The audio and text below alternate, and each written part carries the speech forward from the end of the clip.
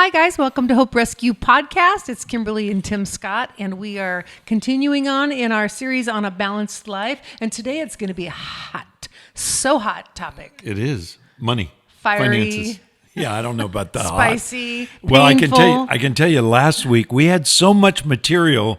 We already have our next series planned around social personalities. So in a few weeks, you're going to need to, gather your friends around and listen to those podcasts. This is the one that most couples don't like to talk about. And to be honest, it's been a challenge for us in our marriage to talk about finances. But Mom and Daddy Scott are here today to help you navigate this tough terrain in your world with finances, because we've learned from a lot of our mistakes more than our successes. So let's be clear about one thing, that we are not like financial, we're not financial advisors. We suggest you pay for one, though. Yeah, that's what I was going to say. We actually pay somebody to do that for us because we don't understand, in-depth investment strategies and so forth. In fact, our financial advisor is a fiduciary. He has to be. He's accountable,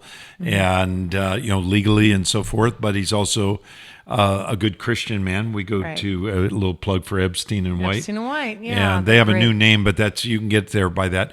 But our advisor is the one that deals with us, as a guy that really cares about us, and he's thinking ahead, especially as those of you who listen to this podcast, I just turned 70. Yeah. And so my earning years are becoming less and less. I'm kind of semi-retired, but I still work. And the reality is, you need to protect yourself. So your strategies for investments change. All of that to say, that's not what we're going to talk about. We are going to talk about investment, but not how to invest. Right. We're going to talk about budgeting, but not really get into the nitty gritty of that. There's everything from the very, high debt, leverage people's debt, to the Dave Ramsey, pay everything out of envelopes of cash. Yep. And, I'm kind of somewhere in between that. Although if you're going to lean one way, I'd go the Dave Ramsey way. I think he's got a grip on living debt free. Now, if you want to leverage other people's money, as my grandfather did and became a very wealthy man, you use other people's money to create wealth. However, we're not here to decide those kinds of things. What we're going to talk about is really how to find financial balance. So just real quickly, our series that we're on is called A Balanced Life. And we believe there are 8 categories that you should deal with. Your mind, balanced mind. That was our first week. Second week was balanced emotions. Third week was a balanced spirit or spiritual life. Then we talked, number 4, about a balanced physical life, nutrition, exercise, etc. And then last time we talked about social life, and today is on finances. The last 2 that we'll do next week and the week after are on purpose, how to live with purpose, find that balance in your purpose, find that purpose in your life, but also then your home life and how to balance that. So we're going to talk about that. Let's dig into the financial balance aspects that we're going to talk about today. Alrighty, so we're going to start with number 1, which is understanding money's limited value. But there's this amazing quote that I want to read before we do that. And unfortunately, there's no known source for this quote. Maybe some of our listeners will recognize it and know how. Well, we found this we found this quote, but we couldn't figure out who it was. Yeah, it's so if good, you though. said this, God bless you. It's wonderful.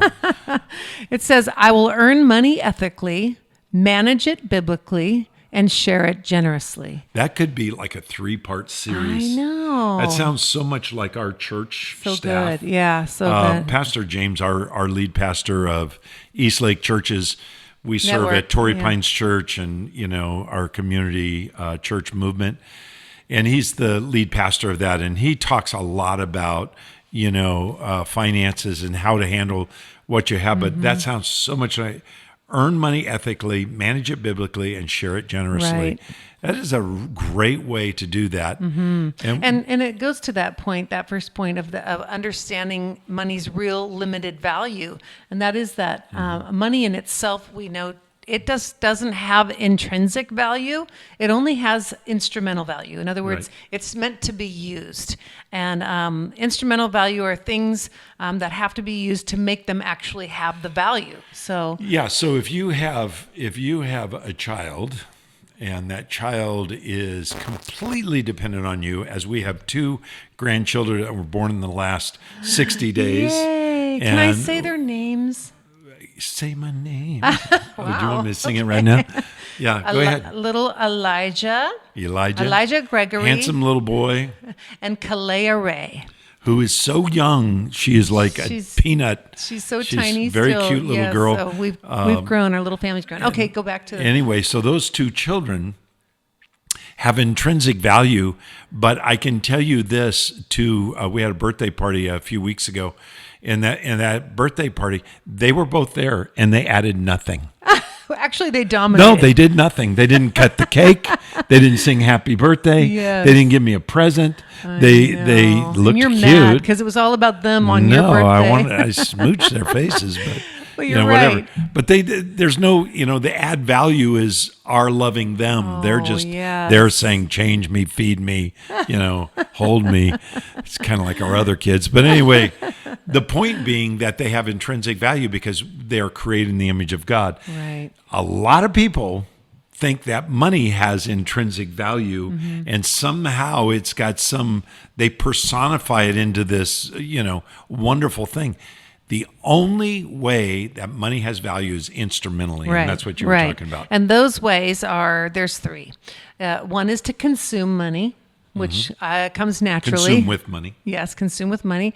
The second would be to invest with money. Yeah. And why are you laughing I right now? just think consume money.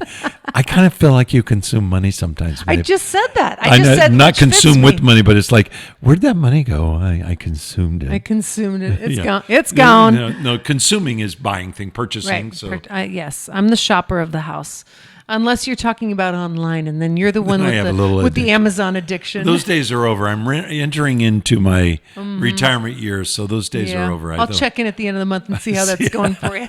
Amazon's my best friend. So the second would be invest, and the third is to share. Those are the instrumental values of money. And nothing beyond that. There's nothing you Right. can do with money other than that. You either buy stuff with it, you invest it, or you share it. That's all you can do. Right. And so you better figure out how to do that. So the second thing about balanced money is not only understand money's limited value, but secondly, understand the corrupting power of wealth. Yes. Now, before I read this passage, I just want to tell you, it's 1 Timothy chapter 6, verse 9, but there's a lot of people who are wealthy, who are godly men and Yes. godly women. And there are people that know that their value as a person is not attached to their money. When you begin to attach your value and your purpose to your money, you lose yourself. And I've known some wealthy people that are not there, and I've known some wealthy people that are there, and their wealth is their identity.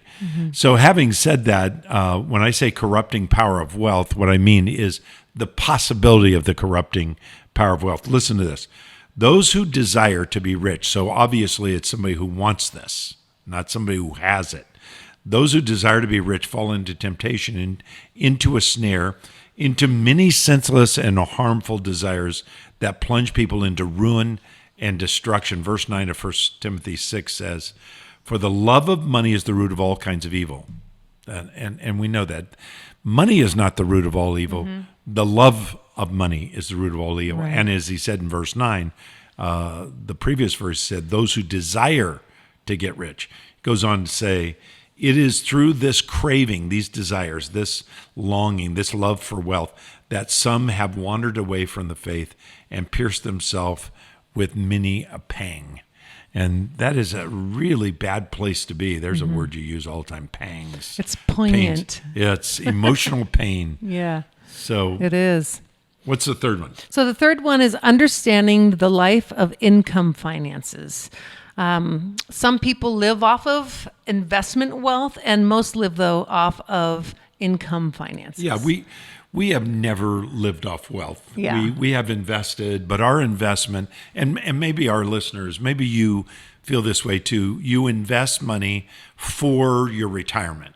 Now, if you're saving money to buy a car, if you're saving money to buy a new refrigerator or capital reserve in case you're downsized, Right. or you need to replace the roof on your house, those things are savings. That's not investment. That's savings. And we'll make that distinction in a moment. But we have never really developed wealth. Well, we have some wealth in retirement, but Yeah. we're not wealthy, that's for sure. But Actually, I mean, it's relative because if Yeah. you look at certain parts of the world where obviously most of the United States is hey, blessed. we'd be wealthy if we moved to Alabama. Yeah, or Texas. Or Texas. Without the taxes. Or Wyoming. If we moved to Wyoming, Yeah, but you know what I unfortunately, our consider- kids won't I was go. gonna say that's what's wealth to me is being near family. That's me my too. version of wealth. But the issue in financial balance is not income, but your management of income. Yeah, That's the that's key. so important. And Thanksgiving management is crucial for a happy economic life. If you're grateful Explain for that, what you yeah. have, if you're grateful for what you have, you will manage your money properly. Right. If you are ungrateful for what you have, you will constantly be chasing something, and it's going to drive you crazy. And that's so common with money is that you get the thing you've always wanted and then you're on to moving on to the next thing. Yeah, so financial balance is understanding money's limited value, understanding the corrupting power of wealth, and understanding the life of income finances. Most of us are going to live in that income finances. So let's talk about income finances. Here's the problem of material acquisition. You ever looked at what somebody has and you go, I have to have that. And if you're blessed financially to be able to do that, Right. more power to you. I remember Yeah. I saw a car one day. I know exactly where I was.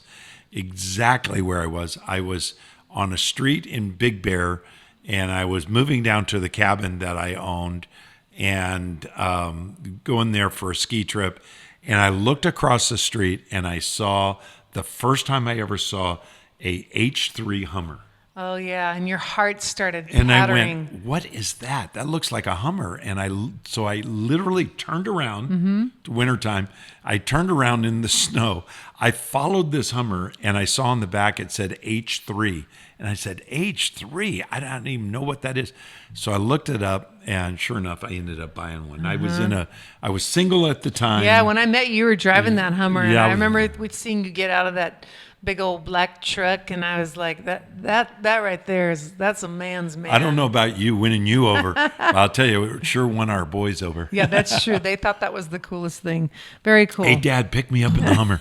Anyway, so it was an H3, and I was in a position to be able to buy it at the time and just paid for it. But, there have been other times where I want something and you go, I don't know if I can handle that. Right. I remember when we saw this house, we saw it online. I was like, whatever. I really didn't think much of it. Yeah. I didn't think the pictures were really well done. But anyway, when we walked into this house and we were looking for a house, we knew what we could afford and what our equity was, our down payment and all that. And it certainly was in the price range of where we were at. And Kimberly walked in and she said, I remember not far, just like 3 feet from where I'm sitting right now. She put her hands on this. She goes, this is the Kitchen house. Counter. We hadn't even been upstairs, which is pretty awesome I upstairs. said, I feel home. I feel like Yeah. I just came home. And I was like, that's it. And we were with our own friend and realtor, Chase Cromwell, if you ever want a good Cromwell. Oh, the best. The best. Yeah, Chase. And I looked at Chase and I said, look, what do they want? And he goes, well, we should give them a full price offer. I think we gave a little higher than full price. Because there had already been Yeah. 2 offers that day. So Yeah. we did. We went up a little bit higher, not much, a few $1,000s more, and got the house. And it has been nothing Yeah. but a blessing. Yeah. But what if you see something you can't afford and you're going to be stretched and it's going to be a problem for you?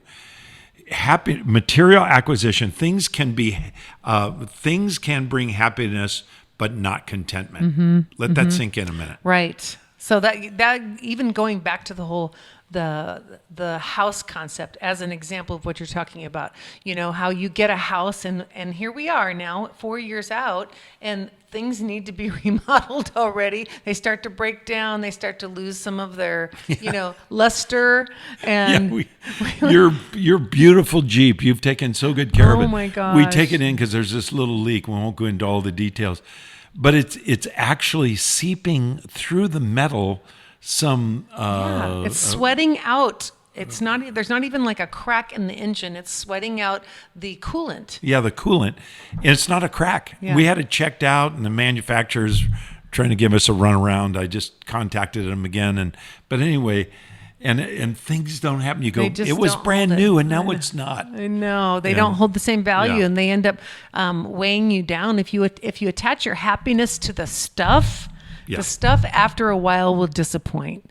And then you find yourself needing to acquire new things to be able to maintain the happiness, right? Yeah.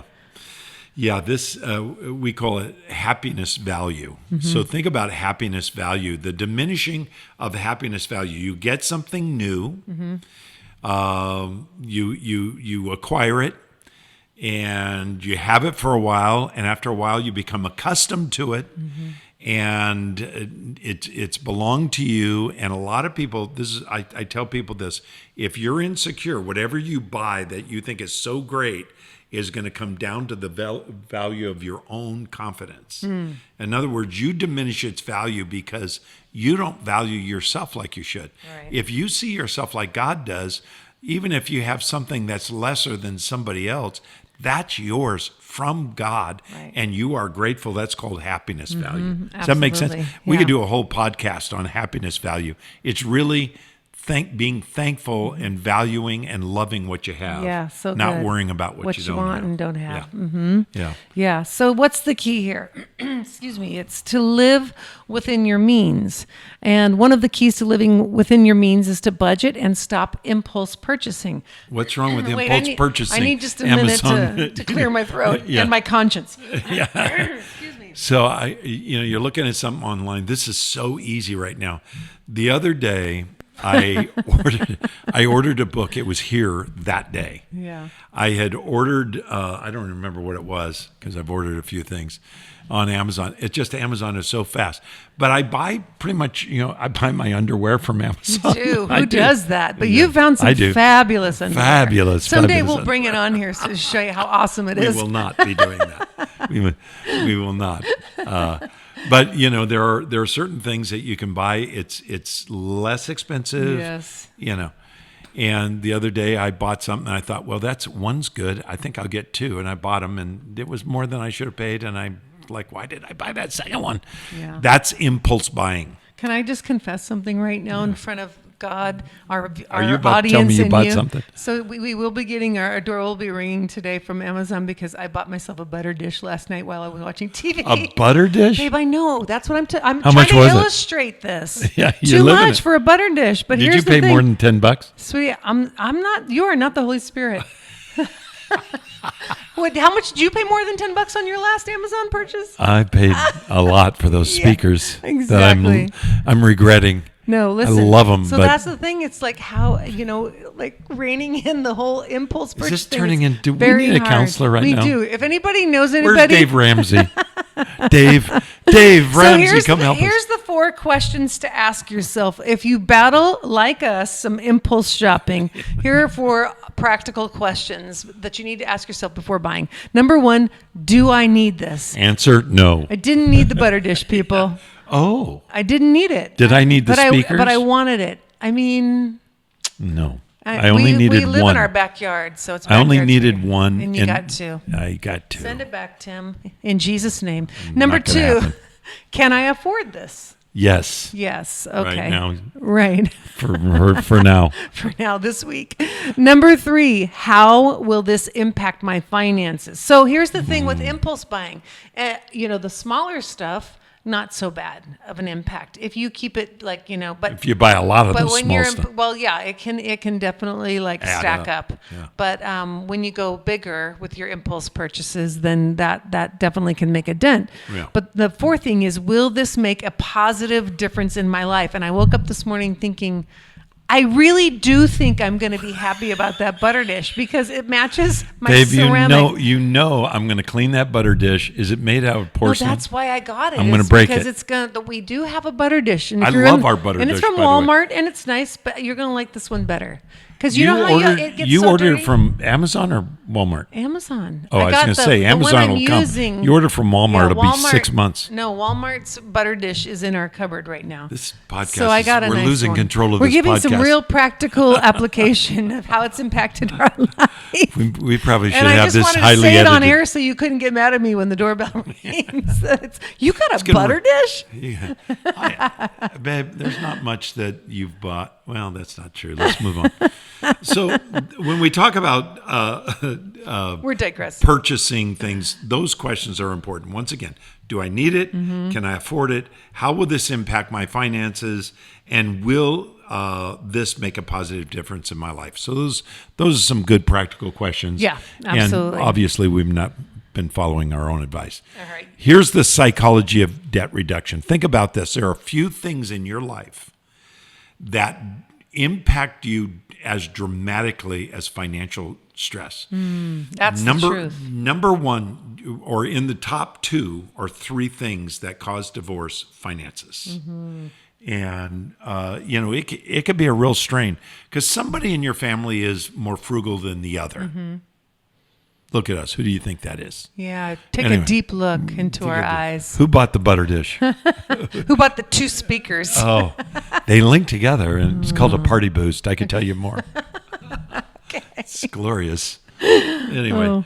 so then you've got to, if you realize that this is going to create this kind of stress, then you really need to go about debt reduction. And so let's say now, thank God we are in a position in our life because, quite frankly, at my age, I can't afford to be in debt. I mean, we do have a mortgage. It's not large, but we have a mortgage on our house, but we have no debt. And the thing about it is, if we had debt, we would have to manage that. Now, think about there are people that have credit card debt at 18, 19, Right.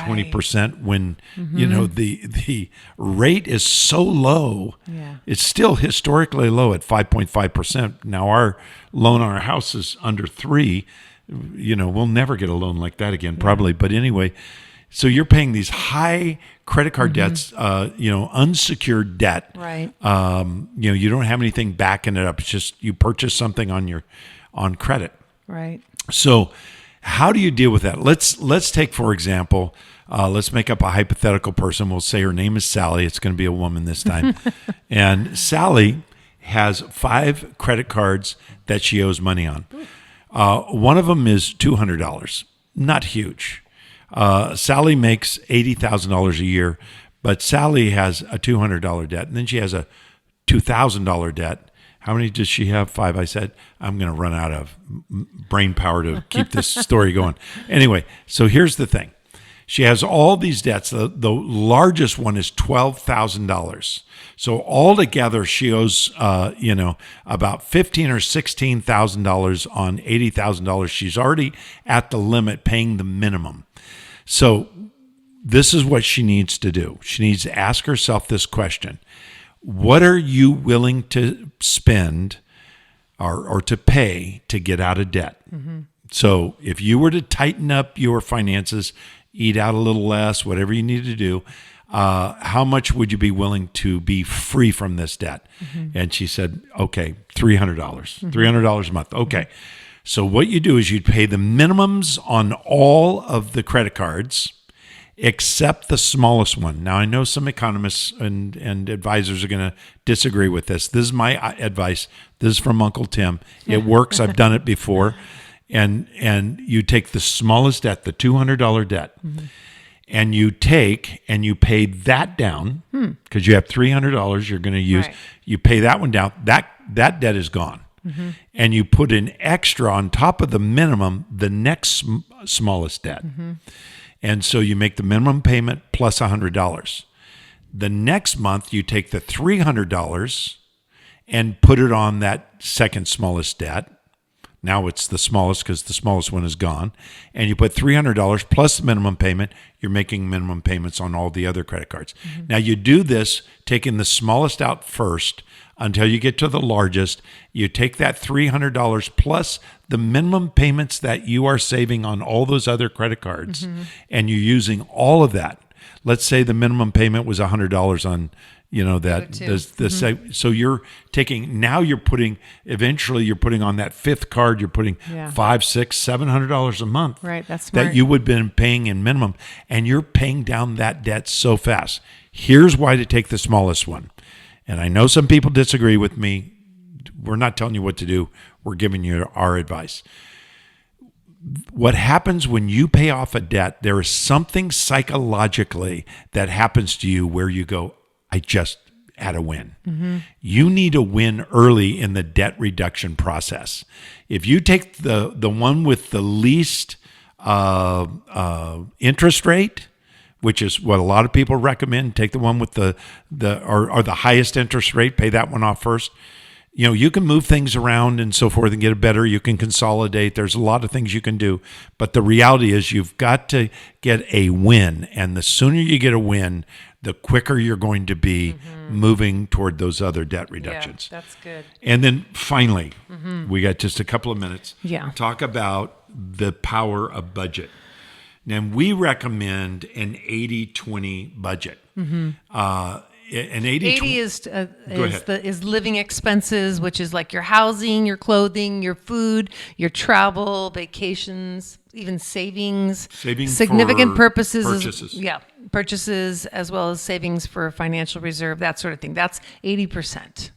And 20% would be giving and investing. So like our church giving, charitable giving, long-term investments, that giving sort of to thing. hoperescue.org. Yes, little plug there. Probably be a charity that worthy of your donations. But anyway, give to your church first. I totally believe that. But charitable giving. But then if you have 20%, you're doing 10% charitable giving, 20% long-term investment. You saving money to buy a car is not an investment. That is a budget issue. So put that in your 80%. Now, if you've lived with that for a period of time and you're doing really well, now try to move from an 80-20, 80% living expense, 20% giving and investing. Now move to a 70-30. So you're living on 70% of your income and 30% you're giving and investing. I'll tell you, it will change. And I know people that are doing 50-50. I know one wealthy pastor, and he's not wealthy because of the church, because he doesn't take a salary. I happen to know that. And that is Rick Warren. Rick Warren is a wealthy man because of his books, and there's nothing wrong with that. You can rip him to pieces if you want to, but he wrote a great book, and a man is worthy of his reward. Give him, more power to him. A lot of great books. Yeah, and Purpose-Driven Life was helping people, and he got made money from it. I don't have a problem with that. But he's become quite wealthy. And what he did is he turned around his finances. He and his wife live on 10% of their income. Yeah. And 90% they give. Yeah, amazing. It's just incredible. Beautiful example. Anyway, you have to figure out how you're going to do it. If you want balance in your life, you're going to have to find that place of budgeting well and getting out of debt so you can have the freedom and enjoy what God has provided for you. And hopefully that is helpful. I know that's a lot to kind of swallow, but next week, we're going to dig into the next area, which is living with purpose. And we'll talk at length about that. Hope you'll join us then. Thanks for listening to Hope Rescue Podcast.